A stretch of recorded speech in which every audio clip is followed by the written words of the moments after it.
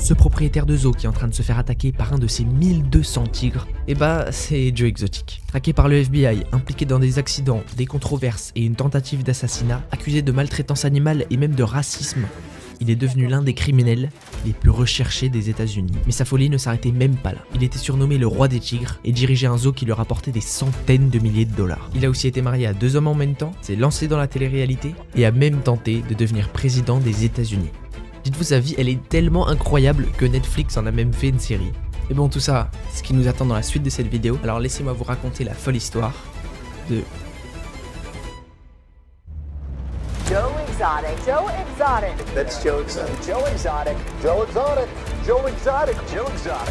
Joe Exotic. Joe Exotic. Joe Exotic. Joe Exotic. Joe Exotic. Joe Exotic.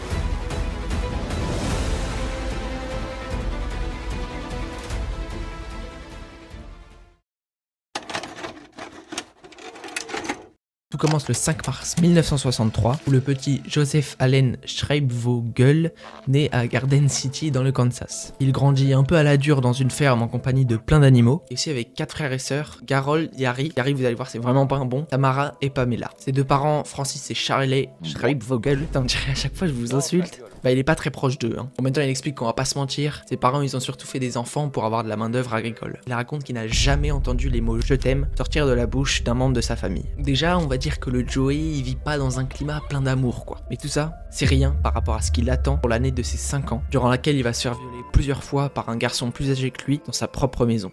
Déjà très tôt, vous vous imaginez bien qu'il kiffe un peu plus les animaux que les humains qui l'entourent quoi. Juste après ça, le Joey il rêve d'être vétérinaire, du coup il accueille des dizaines d'écureuils et de ratons laveurs dans sa maison, jusqu'à ce qu'il emmène un serpent. Bon là sa daronne elle a dit stop quand même. Bon et quand Joey fête ses 11 ans, son père Francis, il en a marre de la ferme et tout. Maintenant ce qu'il fait kiffer, c'est élever des chevaux de course. Bon là pour le coup je capte pas trop, mais bon bref du coup Joey et sa famille commencent à errer dans plein d'états dans le pays, au Kansas, au Wyoming, au Texas. Durant ces années-là, c'est toujours autant compliqué pour Joey. Il arrive pas du tout à s'intégrer, il se fait harceler et il raconte qu'une fois pour se venger, il a mis des clous partout sur le parking de son lycée et ça a crevé les pneus de centaines de voitures. Il obtient finalement son diplôme d'études secondaires et rejoint le petit département de police de Eastvale. C'est une petite ville du Texas miteuse avec 500 boucs qui y habitent. Mais bon c'est déjà bien, surtout que peu de temps après, en 1982, il devient chef de ce département. Voilà, il y a un autre truc dramatique qui arrive. En gros, Joey, il a une petite amie qui s'appelle Kim, mais ça l'empêche pas pour autant d'aller explorer la vie nocturne gay de Dallas. Enfin non, c'est pas ça le truc dramatique. J'y viens. En gros, petit à petit, son frère là, Yari, je vous disais que c'était pas un bon là, il commence à se douter de quelque chose. Puis un jour c'est bon. Il est sûr que Joey est aussi attiré par les hommes et il le dénonce à ses parents. Alors vous vous doutez bien qu'à l'époque c'était pas la même. Son père en apprenant ça, il fait promettre Joey de ne pas venir à son enterrement. Là Joey il est au plus bas et un soir de 1985, il tente de se suicider en sautant d'un pont en voiture. Son dos se casse durant la tentative et il passe 2 mois à l'hôpital.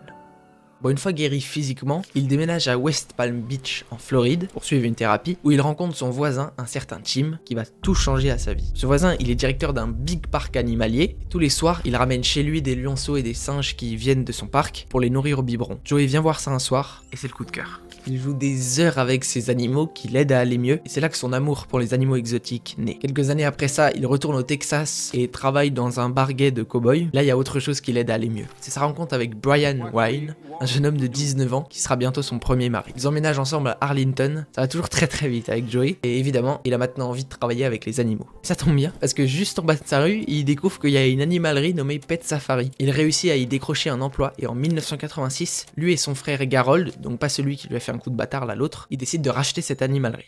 Bon, tout ne se passe jamais bien avec Joey, on commence à le savoir, parce que quelques années après avoir acheté cette animalerie, il entre dans un big conflit avec la municipalité d'Arlington. Là, vous vous demandez sûrement pourquoi. En fait, elle lui reproche des violations répétées du code des décorations et des enseignes. Là, vous vous demandez peut-être toujours pourquoi. En fait, concrètement, Joey il veut attirer une clientèle gay dans son commerce, et du coup il a accroché des banderoles arc-en-ciel partout à l'extérieur de sa boutique, et à l'intérieur il a rempli les étagères de t-shirts arc-en-ciel avec des chiens dessus. Voilà. Et là après ça il y a un autre truc vraiment pas cool qui arrive. En fait là j'ai l'impression c'est la rechute. Alors ça allait mieux avec les lionceaux, Brian et tout, mais là plus du tout. Un jour d'octobre 1997, Joe reçoit un appel. On lui dit au téléphone que son frère Garold a été impliqué dans un accident de voiture. Et quelques jours plus tard, Garold succombe de ses blessures. Les parents de Joey reçoivent donc une bonne grosse indemnisation de la part de la société de transport responsable du décès de son frère, et Joey a une idée. Le grand rêve de son frère Garold, c'était d'aller en Afrique pour observer les animaux sauvages. Donc Joey il se dit, mon frère il a pas pu réaliser son rêve, mais moi, avec cet argent, je peux réaliser celui de personnes qui ont le même rêve. Donc c'est parti, il vend l'animalerie et achète avec l'aide de ses parents un terrain de 6 hectares, avec dessus une vieille ferme à Winehood dans l'Oklahoma. Alors je vous l'accorde, c'est pas en Afrique comme le rêvait son frère, ça peut quand même être un endroit où on fait découvrir des animaux sauvages à des gens. En plus il y a déjà une petite maison sur la propriété, donc c'est parfait, Joe s'y installe avec encore et toujours, mais pas pour longtemps, vous allez voir, notre cher Brian. Il commence par construire un refuge dessus pour les animaux secourus. Et nous sommes maintenant 2 ans après la mort de son frère, quand le refuge est enfin fini. Il le baptise évidemment en hommage à Garold. Laissez-moi vous présenter le Garold Wayne Exotic Animal Memorial Park. Pour l'instant, avec ce petit terrain acheté là, tout est bienveillance max, franchement. Et vous allez voir que ça va pas tarder à dériver vers quelque chose d'un peu moins sympa. Bref, du coup, au fil des années, des visiteurs découvrent ce lieu et Joey construit de plus en plus de cages, de plus en plus de clôtures autour de la maison, avec à l'intérieur des panthères, des lions, des tigres. Comment il a fait? Bah en fait, avant tu payais 40 balles et t'avais le droit d'acheter un bébé tigre. Donc plein de gens qui pensent seulement à court terme en ont acheté et se retrouvent quelques années après avec un énorme félin qui veut les grailler. Sans trop de surprise, des centaines de propriétaires veulent s'en débarrasser et Joey est là pour les accueillir. Il commence à affluer dans sa ferme et en 2 ans, il a déjà accueilli une douzaine de félins.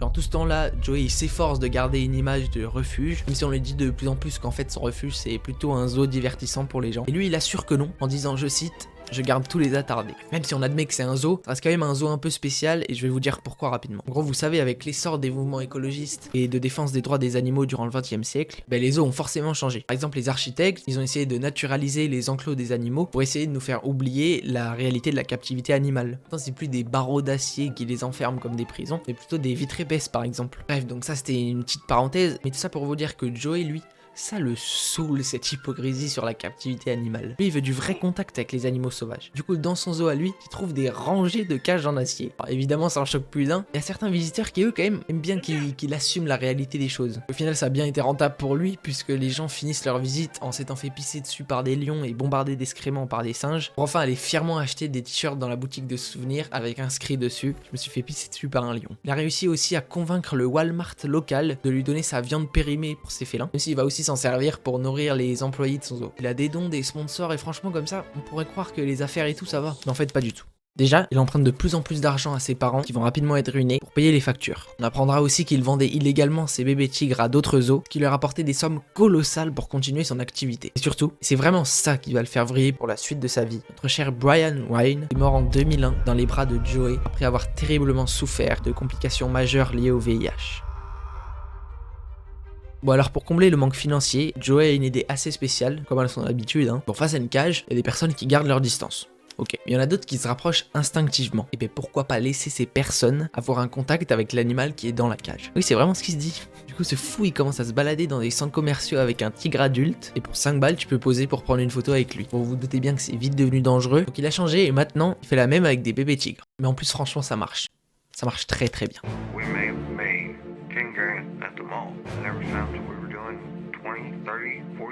Grâce à ce business, il va maintenant dans les centres commerciaux de plus en plus loin, et un jour de 2002, il rencontre le magicien Johnny Magic, qui est un gamin de 12 ans, et là il trouve le combo gagnant. Joey il fournit des tigres, et Johnny il fait des tours de magie sur scène. Et puis petit à petit, Joey il s'éloigne de Johnny Magic pour créer son propre spectacle, en pompant littéralement tout ce que faisait le petit gamin de 12 ans de Johnny. Et il fait ça sous le fameux nom de scène, Johnny Exotic. Lui il kiffe parce que se faire applaudir et tout, ça flatte son ego. En plus franchement ça marche vraiment bien. En fait le petit génie il fait sa pub pendant les spectacles. Que les gens payent ensuite 25 balles pour tenir un bébé tigre pendant 6 minutes. Voire même encore 25 balles pour se prendre en photo avec lui. Au début quand il a ouvert son parc animalier, il était complètement opposé à l'élevage de tigres. Il disait même ça. Very beautiful animals, but they have a place in the world, and that's in Africa and Asia and India, not in Oklahoma. Mais, capté, il a vite changé d'opinion quand il a vu la somme d'argent que ça pouvait lui rapporter. See money right here, buddy. 5,000 right here. Et est ainsi devenu un expert de l'élevage de petits tigres. En fait, ce qu'il fait pour nourrir tous ses félins, c'est qu'il recueille des chevaux que les gens lui donnent, ensuite leur tirer une balle dans la tête et les donner aux tigres comme ça. Non, excusez-moi, des fois avant de leur donner, il sectionne le pénis du cheval pour poser avec. Bon, en tout cas, il commence à avoir un nombre colossal de félins et il dit même... I breed more tigers than anybody in the country. Alors après, c'est selon ses propres estimations, donc la source bof. En tout cas, comme vous pouvez le voir, il en est très fier. Selon lui encore, il préserve l'espèce parce que la captivité, c'est la seule solution face au braconnage. Il dit que si t'es pas pour l'élevage, bah t'es pour l'extinction. extinction. En 2006, le ministère de l'Agriculture des États-Unis l'alerte plusieurs fois car son zoo ne respecte pas des normes juridiques sur le bien-être animal. Mais ça le calme pas pour autant parce que juste après il vrille complètement avec ses félins. En fait, il fait se reproduire des tigres et des lions sur des générations pour arriver à des monstres de 500 kilos en l'espoir d'arriver à recréer le tigre à dents de sabre préhistorique. Si je crois il a voulu glow up, du coup il teint son mulet en blond, il se tatoue des animaux partout sur le corps, puis un eyeliner permanent sur les yeux. Puis ensuite il s'est percé le pénis pour y attacher un cadenas master. Ouais, on voit vraiment que ça va plus trop là, depuis le décès de Brian. D'ailleurs il essaie de l'oublier en se mettant avec plein de mecs, parfois plusieurs à la fois même. Mais lui, Joey l'avait obligé à se tatouer Privately Owned by Joe Exotic, donc il l'a quitté pour une femme. Et lui, le 6 octobre 2017, il se rend à l'accueil du zoo, se met devant un associé de Joey, sous l'emprise de la drogue, pointe l'arme sur sa tempe, et... Bref, là c'est vraiment dur pour Joey. Bon, il continue quand même son petit business, mais il y a un truc qui cloche. Il se sent traqué. Depuis plusieurs années maintenant, il y a des groupes de défense d'animaux comme PETA ou la Human Society qui envoient des espions filmer ses spectacles de magie pour même infiltrer son personnel au zoo. Joey commence à être habitué, puis à chaque fois, il arrive à les déjouer.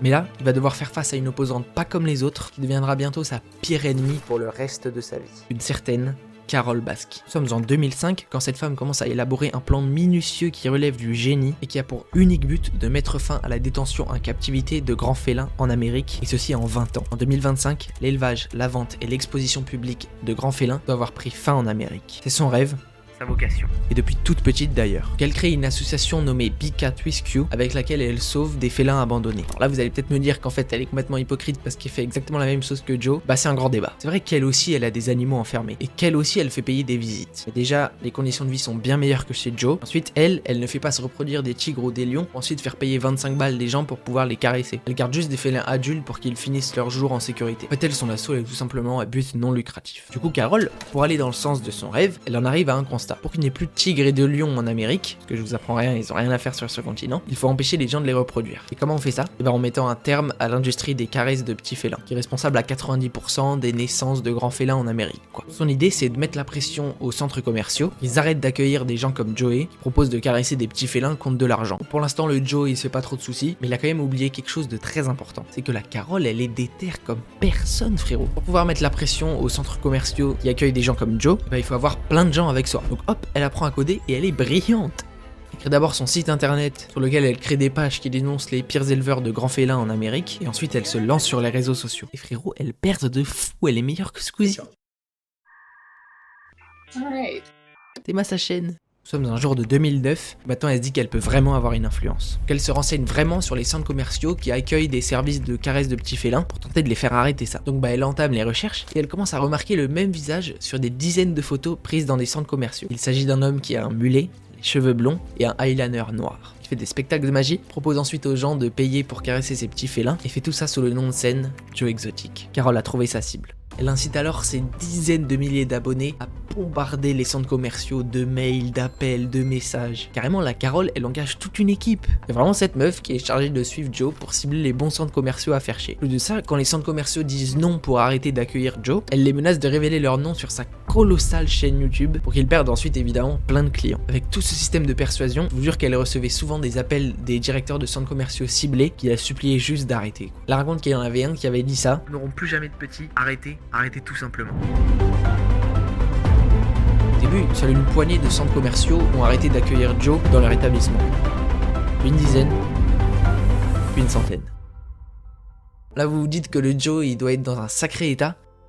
Et bah vous avez raison. Là globalement, c'est la chute de Joe. Je pense que vous n'êtes pas prêts. Bon déjà en septembre 2010, il loue un hélicoptère pour survoler le parc de Big Cat Rescue et prendre en photo les cages, les enclos, surtout pour les faire chier, on va pas se mentir. Je vous jure que sur le moment, Joe a hésité à balancer des grenades partout depuis l'hélicoptère sur le parc. Aussi ce qu'il faut que vous sachiez, c'est que l'ancien mari de Carole a disparu un jour sans explication. Et du coup Joe, il est persuadé que c'est parce que Carole l'a donné à manger à des tigres. Même si c'est complètement absurde, il annonce à ce moment-là offrir 10 000 $ à toute information menant à l'arrestation de Carole. Bon, ça floppe un peu, donc il se dit qu'il va faire comme Carole, s'étendre sur les réseaux sociaux. Il se lance sur YouTube et dans ses vidéos, il s'amuse à inventer des petits slogans qui riment du style Carol, I have nothing better to do than with you. Il crée des dizaines de sites internet comme Carole. Enfin bref, à ce moment-là, il y a deux trucs dans sa tête. Carol Baskin, Carol Baskin, Carol Baskin, Carol Baskin, Carol Baskin, Carol Baskin, Carol Baskin. Et devenir célèbre. Voilà, globalement c'est ça. Et ça tombe bien parce que c'est super complémentaire. Plus il est célèbre, plus il peut la faire chier efficacement. Et plus il la fait chier, plus il devient célèbre parce que les gens kiffent juste sa personnalité en fait. D'ailleurs, il la remercie souvent de lui rapporter autant d'argent. Quelle insolence. Bon alors attention, hein, il bosse quand même pas autant que Carol. Du coup, ce qu'il a fait en croyant être un génie, c'est qu'il a renommé sa société de caresses de bébés tigres Big Cat Rescue Entertainment. Pour déjà voler un peu de buzz à Carol, comme ça il est plus haut dans les classements sur internet. Et puis surtout parce que dans sa tête, il s'est dit qu'en changeant simplement le nom de sa société par celui de l'assaut de Carol, les gens les confondent les deux et croire que en fait Carol était hypocrite et qu'elle faisait exactement la même chose que Joe mais en secret. Bon, comme toujours un flop, hein, donc Carol porte plainte et Joe doit lui verser $1 million.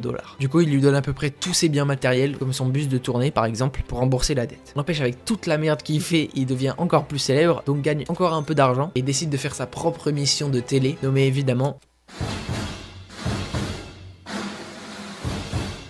Joe Exotic TV. Il veut diffuser depuis son zoo. Donc il investit dans des caméras, des décors, il embauche une équipe et en plus de ça il dépense des dizaines de milliers de dollars chaque année pour le bon déroulement de l'émission. En fait tout ce qu'il fait c'est s'asseoir sur un trône pour flatter son ego ou enfoncer un code dans la bouche d'une poupée gonflable avec écrit dessus le prénom Carol. Vous vous doutez bien qu'avec 10 boucs paumés pour regarder ça. Et le pire c'est qu'ensuite, son studio d'enregistrement, il lui arrive ça.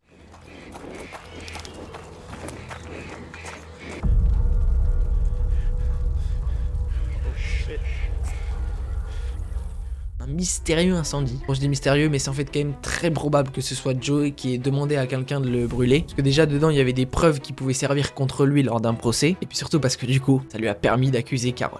Enfin, pour finir avec la suite monumentale de flop, il se présente aux élections présidentielles de 2016 et il obtient 962 votes à l'échelle du pays. Bon là, normalement, depuis que Carol a fait son apparition, vous avez normalement dû vous rendre compte qu'il y a un peu que des échecs dans sa vie.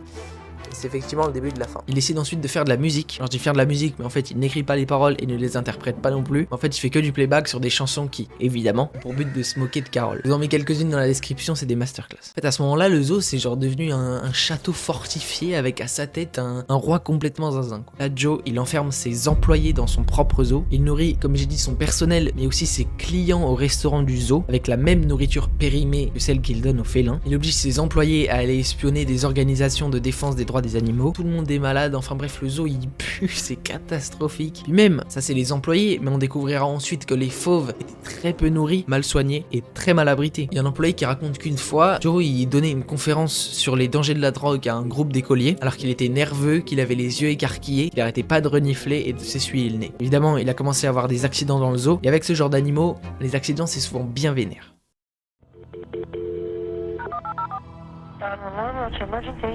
Got an employee that was attacked by a tiger, and he's hurt bad. We will not send that helicopter till the ambulance gets here. The arm is completely gone. We do not have time to wait. Go get your gurney in. Get everything out of the driveway. Give me a stretcher out of the gun. Fuck the fire. You all right? Stay with me. Stay with me. Ce que vous venez de voir, c'est une employée nommée Saf qui s'est fait choper le bras par un tigre à travers les barreaux. Il y a une anecdote qui va avec cet accident, c'est que la Saf, quand elle s'est fait choper le bras là, elle s'est retournée vers un employé qui était horrifié de voir ça, et elle lui a dit « Ça va être terrible ». En fait, elle avait pas tort, mais ça me fume la meuf, genre vraiment elle a le temps de dire ça quoi. Et ça, c'était la réaction de Joe après l'accident, qui est d'ailleurs devenu un mème. I am never gonna financially recover from this. Ou même après ça, Joe il arrive quand même à attirer des gens dans son zoo, notamment des célébrités connues grâce aux photos de petits tigres qu'il met sur Instagram. Et par exemple le joueur de basket Shaquille O'Neal qui est venu dans son zoo. Alors par contre sur le moment il l'a pas reconnu, il raconte qu'il s'est alors retourné vers un employé et lui a dit « Bon sang tu as vu ce gros N-word ». Le ref il l'assume comme ça. Il invite aussi ensuite le rappeur Radio Raheem et son entourage à dîner dans un restaurant mexicain. Et là il a vraiment dérapé, mais genre vraiment. Vous allez voir c'est une folie. Joe annonce déjà dans un premier temps qu'il est en train de mourir d'un cancer de la prostate. Ce qui était faux, mais bon déjà t'imagines un peu l'ambiance à table. Ensuite, il déclare qu'il a acheté un fusil semi-automatique, donc on parle de ça là, et qu'il attend que son médecin lui annonce qu'il lui reste 2 mois à vivre pour enfin se mettre à traquer Carol. Là, tout le monde à table rigole, mais un peu nerveusement. Ensuite, Joe dit qu'il compte, une fois l'avoir tué, accrocher son cerveau à un mur. Bon là, il y a un peu moins de rire quand même. Et puis après, ça devient vraiment bizarre. Il continue de décrire comment il compte mutiler le corps de Carol en disant par exemple « Il y aura des branches d'arbres dans chaque orifice, mec ». Plus personne ne rit à table. Il y a un long silence jusqu'à ce que le rappeur invité Radio Raheem dise « Joe, tu deviens un peu fou là ». Et Joe répond « Elle m'a conduit jusqu'à ce point ». Le repas prend fin Et Joe passe à l'action. Bah oui, parce qu'en fait il a juste la flemme d'attendre que son médecin lui annonce quoi que ce soit pour commencer à tenter d'assassiner Carol. Et oui, alors par contre il a pas les couilles de le faire lui-même, donc il embauche un homme massif avec le crâne rasé, la voix grave et qui se nomme Allen Glover. Joe lui propose 10 000 $ pour assassiner Carol. Allen accepte, alors Joe lui conseille d'acheter un couteau pour lui trancher la tête sur la piste cyclable que Carol emprunte chaque matin. Après ça, le Joe il est tout serein, mais il y a quelque chose de terrible pour lui qui est en train d'arriver et qu'il ne soupçonne même pas. Là c'est un tout petit peu complexe, mais accrochez-vous, je vous jure c'est la fin. En fait il y a un ami de Joe, dont jusque là je vous ai pas parlé, qui s'appelle James Garretson. Je sais il y a beaucoup trop de noms, son histoire on dirait un film frère. Et donc ce James, étant plutôt proche de Joe, il sait qu'il y a un assassinat par Allen qui se prépare. Et ben figurez-vous que le FBI a réussi à convaincre, sous la menace, cet ami James de leur dévoiler tout ce que se sont dit Joe et Allen. Donc en juillet 2018, tout le plan d'assassinat qui était prévu pour Carol, donc va sur la piste cyclable machin, s'est dévoilé au FBI. Et à ce moment-là, rien. Carol n'a pas été assassiné. En fait, le Allen, il a rien assassiné du tout, il a flippé, il a perdu toute son aura, il est parti direction Floride tranquillement avec l'argent.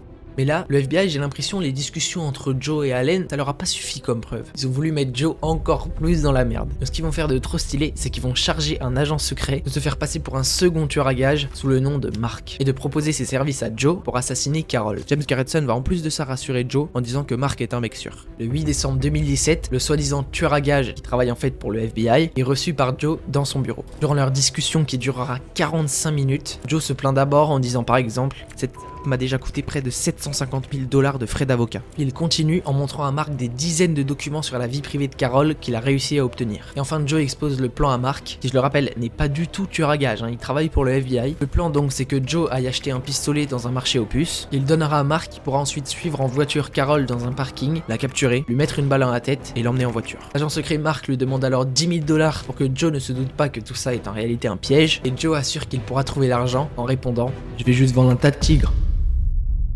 Peu de temps après ça, Joe comprend qu'il est recherché, il est pas non plus con à ce point. Donc durant la nuit, il emporte ses félins qui valent le plus cher dans un camion, déménage en Floride à Gulf Breeze et échappe comme ça pendant près d'1 an aux forces de l'ordre. Et ce qui devait arriver arriva. Un matin nuageux de septembre, à 10h45, Joe gare sa Ford bleue sur le parking d'un hôpital, se renseigner sur les offres d'emploi, quand soudainement 5 voitures de police l'encerclent. Joe se met tout seul au sol, c'est que c'est la fin. Il est traduit en justice pour avoir vendu des dizaines de bébés tigres à d'autres zoos, pour avoir abattu 5 tigres, qu'il a enterrés pour tenter de les cacher, et enfin pour avoir tenté d'embaucher 2 tueurs à gages pour assassiner Carol Baskin. En seulement 3 heures, il est reconnu coupable de toutes ces accusations, et le 22 janvier 2020, il est condamné à 22 ans de prison. Il est incarcéré dans la prison fédérale de Fort Worth, qui est destinée aux détenus hommes qui ont des problèmes liés à la santé mentale. Son zoo est évidemment fermé, et les 63 animaux restants sont récupérés, sachant que, je tiens juste à préciser, mais à un moment il en avait 1200, voilà. Carol, elle poursuit encore sa vocation aujourd'hui, en faisant tomber d'autres exploiteurs d'animaux, et elle a lancé un nouveau projet, un zoo virtuel.